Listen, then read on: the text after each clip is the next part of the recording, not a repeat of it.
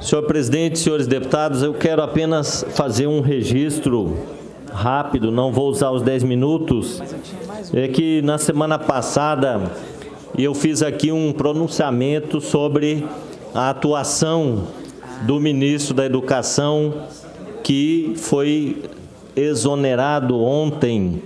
Eu fiquei pensando se era o efeito do meu pronunciamento que tinha derrubado o ministro, mas acredito que contribuiu de alguma forma, né? E também aquela moção de repúdio que nós aprovamos aqui, o presidente deve ter tido conhecimento dessa moção. Mas, quando se começou a cogitar a saída do ministro da Educação na semana passada, que o presidente Bolsonaro deu uma declaração dizendo que poderia substituí-lo, sempre acende uma chamazinha de esperança de que, né, o substituto possa ser um pouquinho melhor do que o anterior, né?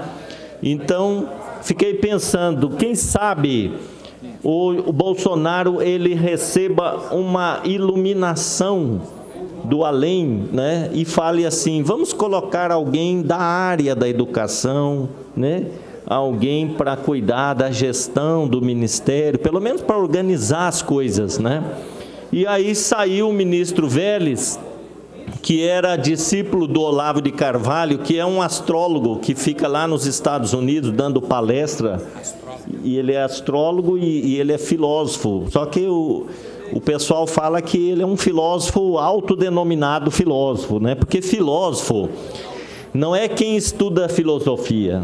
Filósofo é quem elabora, quem produz, né, conhecimentos na área da filosofia. Então, por exemplo, eu sou formado em filosofia, né, fiz faculdade, sou graduado, mas eu não sou filósofo, né, porque eu não teorizo, né, e não produzo, né, conhecimento, teorias que possam ser consideradas filosóficas, né?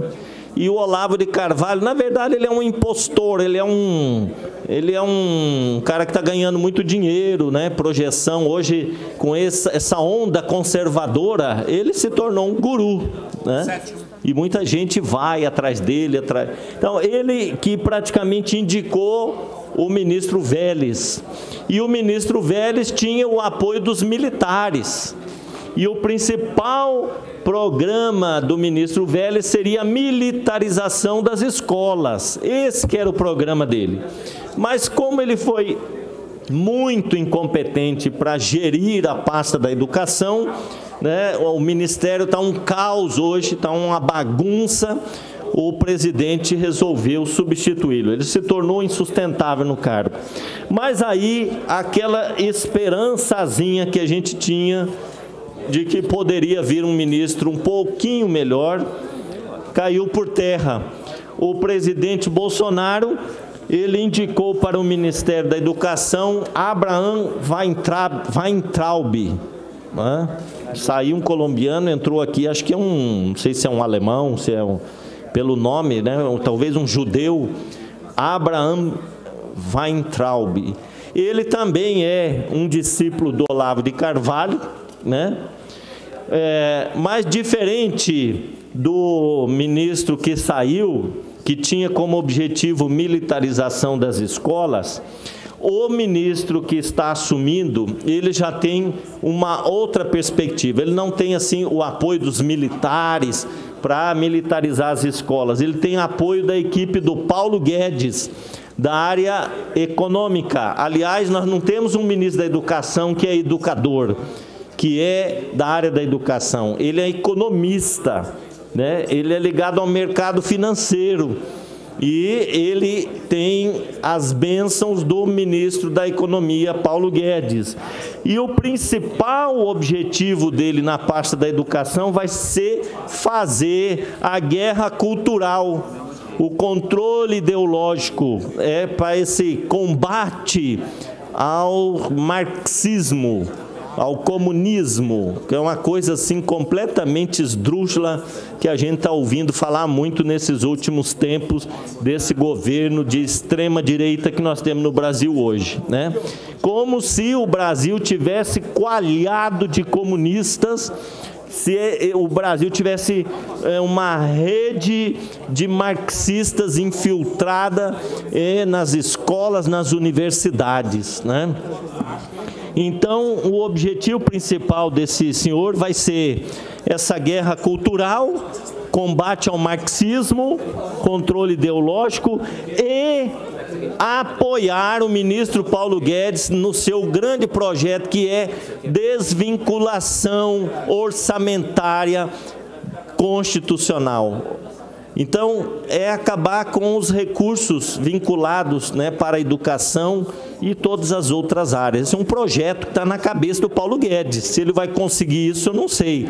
Mas seria um desastre total para determinadas políticas públicas.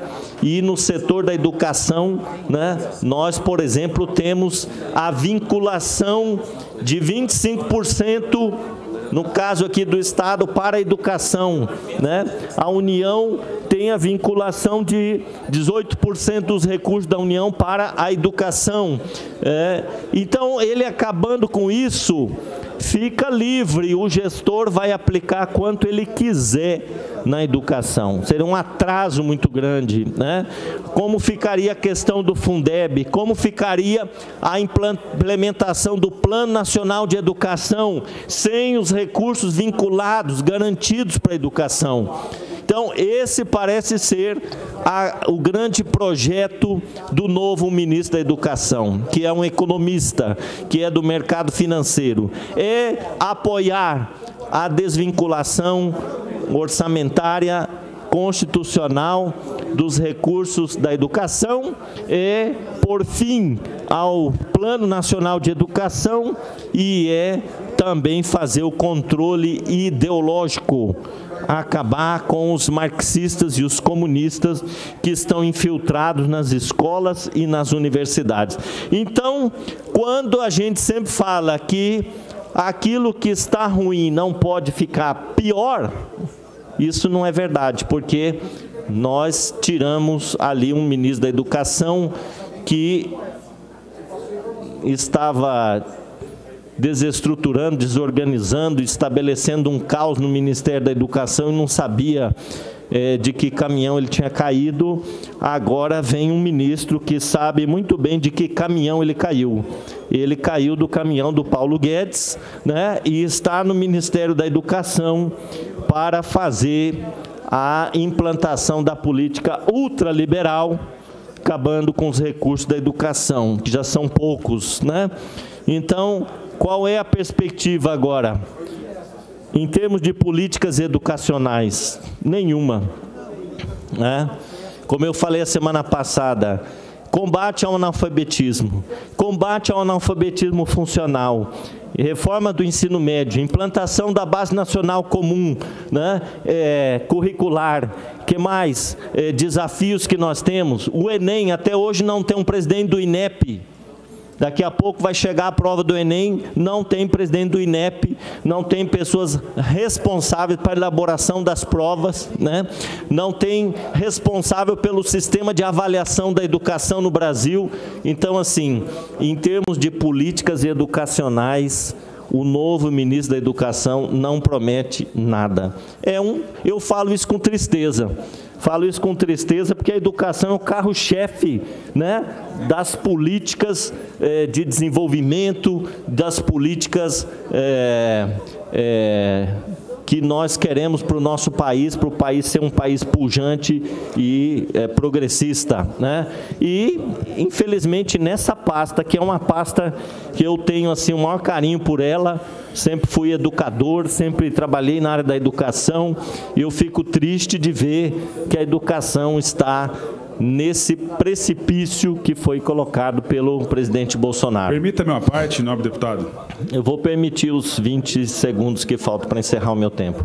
É só para dizer nesses 20 segundos que foi mais um acerto do governo Bolsonaro, na tentativa de fazer o melhor pelo nosso país, pela nossa educação. O senhor sabe que eu também defendo muito a educação. E o nobre Abraham Weintraub, esse nome deve ser judeu, né? Então, eu não sei ainda a origem desse nome. Ele é um professor universitário, especializado, né, especialista em economia.